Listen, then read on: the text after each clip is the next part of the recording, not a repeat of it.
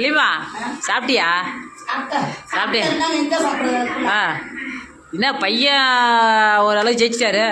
ஜெயிச்சு போகிறாரு, மேலே எடுத்து போகிறாரு, ஆட்சியில் உட்கார. அப்புறம் என்ன முயற்சி பண்ண போகிறாங்க? என்ன நீ தான் முயற்சி பண்ண மக்களுக்கு வந்து கேட்டல? ஆ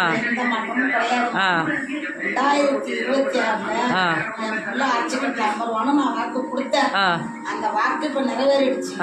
இதுக்கு மேல என் பிள்ளை ஆட்சியில உட்காந்துச்சுன்னா மக்களுக்கு பணிகளை என்னென்ன சொல்லியிருக்கோ அனைத்தும் செய்யும்.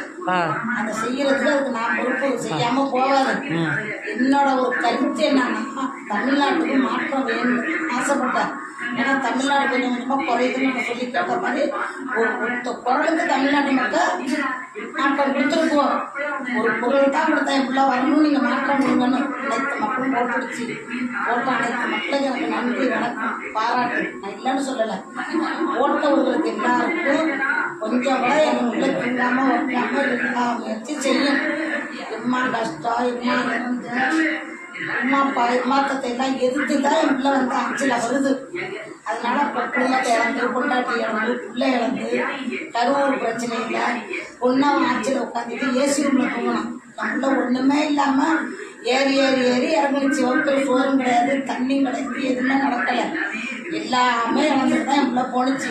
இன்னைக்கு எல்லாம் இழந்ததுக்கு கிடைச்சதுதான் தமிழ்நாட்டுல இந்த வெற்றி மாற்றம் கிடைச்சிருச்சு. மாற்றம் கிடைச்சிருச்சு. நான் நினைச்ச மாதிரி நடந்துருச்சு. மாதிரி எந்த மாற்றமும் இல்லை. இனிமேல் மக்களுக்கு நல்லது நடக்கும்.